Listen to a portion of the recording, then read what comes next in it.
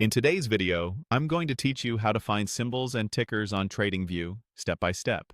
By the end, you'll know exactly how to search for the markets you want and load the right chart without confusion. Start by looking at the top left corner of your chart. You'll see the current symbol or ticker displayed there. Click directly on that symbol field to open the search window. This is your main hub for finding any market you want to analyze. In the search window, type the symbol or ticker you're looking for. You can enter a company name like a well-known tech stock, a currency pair like ERUSD, a crypto pair like BTCUSD, or a futures symbol. If you're not sure of the exact ticker, just type the company or asset name. TradingView will suggest matches as you type. Keep an eye on spelling and spacing, and don't worry about capitalization. TradingView will handle that for you. To refine your results and avoid scrolling through unrelated markets, use the categories at the top of the search window. You'll see options such as stocks, forex, crypto, and futures.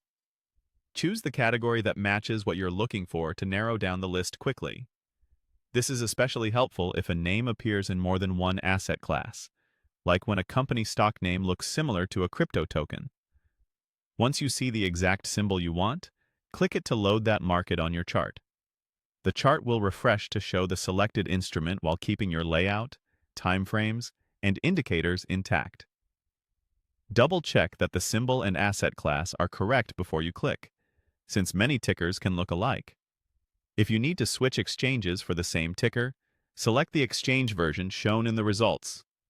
For example, the same stock or crypto pair may be listed on multiple exchanges. Choosing the exchange matters for things like trading hours, liquidity, and price feeds. Pick the one that matches where you trade or the data source you prefer. If you're just analyzing, choose the exchange with reliable volume and consistent pricing for clearer insight. That's it. Click the symbol field, search by name or ticker, filter by category to narrow results, choose the exact listing you need, and pick the exchange version when applicable.